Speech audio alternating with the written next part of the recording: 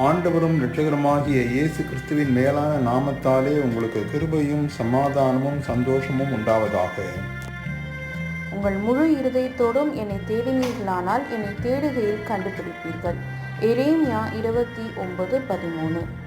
தேடுவதை குறித்ததான கர்த்தருடைய வசனத்தை வாசிக்க கேட்டோம். சாதாரண சூழலிலே மக்கள் எதை தேடுகிறார்கள்? தங்களுக்கு தேவையானதை தேடுகிறார்கள். அன்றாட வாழ்வின் தேவைகளுக்காக மாத்திரமல்ல, எதிர்கால வாழ்வுக்காக, தங்கள் குடும்பத்தின் தேவைக்காக, சமுதாயத்திலே தாங்கள் வாழ வேண்டிய நிலையை குறித்த தேவைகளுக்காக தேடுகிறார்கள்.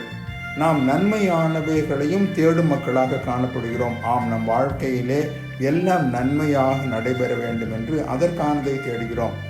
மாத்திரமல்ல, சில தருணங்களிலே நாம் காணாமல் போனவைகளை, தொலைந்து போனவைகளை, மறந்து போனவைகளையும் தேடுகிறோம். இவைகள் எல்லாமே உலகத்திற்கு அடுத்த தேடுதலுக்குரிய காரியங்கள், உலக வாழ்க்கைக்குரிய காரியங்கள்.